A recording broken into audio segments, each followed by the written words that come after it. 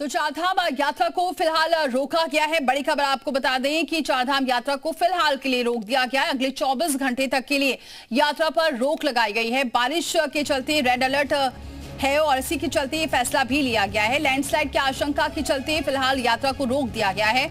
चारधाम यात्रा मार्ग पर आपदा की आशंका है, जिसकी वजह से एहतियात के तौर पर 24 घंटे के लिए चारधाम यात्रा को रोका गया है। सुरेंद्र रसीला लगातार हमारे साथ बने हुए हैं, अपडेट हम तक पहुंचा रहे हैं। सुरेंद्र, और क्या कुछ जानकारी मिल रही है? क्योंकि फिलहाल तो ये फौरी तौर पर 24 घंटे के लिए चारधाम यात्रा को रोका गया है, लेकिन अभी और क्या कुछ तस्वीरें आ रही हैं? क्योंकि बार बार अलर्ट प्रशासन कर रहा है। देखिए, बिल्कुल फिलहाल के लिए 24 घंटे के लिए यात्रा को रोका गया है और हर जगह यही स्थिति है। केदारनाथ में विजयनगर के पास मलबा आया था, जिसकी वजह से यात्रा को रोकना पड़ा। इसके अलावा केदारनाथ में नंदप्रयाग से लेके लामबगड़ कई जगह पर लैंडस्लाइड है। पीपल कोटी पर लैंडस्लाइड है। इसके अलावा यमुनोत्री में तो कई जगह सड़क वॉश हो चुकी है, रोड वॉश हो चुकी है, तो उसकी वजह से भी बंद है। और गंगोत्री में भी कई जगह पर फिलहाल सड़कें बंद हैं, तो इसलिए 24 घंटे के लिए इसको रोका गया है। 3 दिन का अलर्ट था और अभी आज और कल के लिए भी रेड अलर्ट है, तो इसलिए भी प्रशासन ने एहतियातन ये रोका गया है। मैं इस वक्त बद्रीनाथ नेशनल हाईवे पे हूँ और हाईवे पे अब आवाजाही लगभग बहुत कम हो चुकी है। जो ऊपर गाड़ियाँ थी वही गाड़ियाँ आ रही हैं और आप मलबा देख सकते हैं मेरे दोनों ओर। ये नेशनल हाईवे है और आप ये देखिए, इतना ज़्यादा मलबा, ये सब मलबा जो है ये पानी के साथ बहकर आ रहा है और इसीलिए यहाँ गाड़ियाँ फंसने का भी दिक्कत है।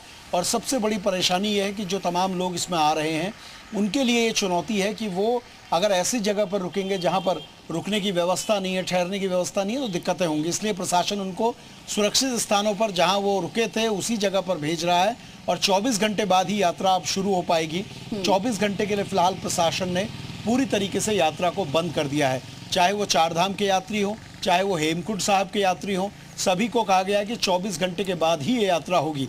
इससे आगे का किस तरह की तस्वीर है वो भी जी मीडिया लगातार दिखाएगा ग्राउंड जीरो पर कि किस तरह की तमाम सिचुएशन है। लेकिन आप इस सड़क पर इस मलबे को देखकर ही ये समझ सकते हैं कि कितना ज़्यादा लैंडस्लाइड और बारिश की वजह से यात्रा प्रभावित हो रही है, लोगों की दिक्कतें बढ़ रही हैं। दीपाली, सुरेंद्र, और अगर हम बात करें बाकी जगह की भी, क्योंकि वहां से भी लैंडस्लाइड की खबर आ रही है, जैसे कपकोट की बात करें, वहां पर अभी मजदूर फंसे हुए हैं, रेस्क्यू ऑपरेशन चल रहा है, लेकिन प्रशासन वहां पर भी नजर बनाए हुए है, तो वहां की भी स्थिति क्या है इस वक्त?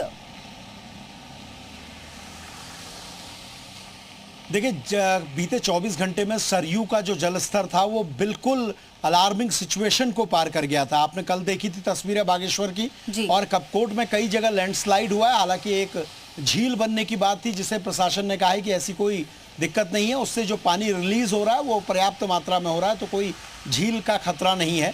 लेकिन जो ग्रामीण मोटर मार्ग हैं वो कई जगह बंद हैं और यही स्थिति चमोली में है, उत्तरकाशी में है, अन्य जगह पर। उत्तरकाशी में बड़ा ऑपरेशन चल रहा है क्योंकि यमुनोत्री में बड़कोट के पास जिस तरह का हादसा हुआ, 9 लोग उसमें अभी लापता हैं, 9 मजदूर, उनको तलाशा जा रहा है। कई जगह सड़क वॉश आउट हो चुकी है, उसको पहाड़ की ओर से काट कर बनाने की कोशिश है।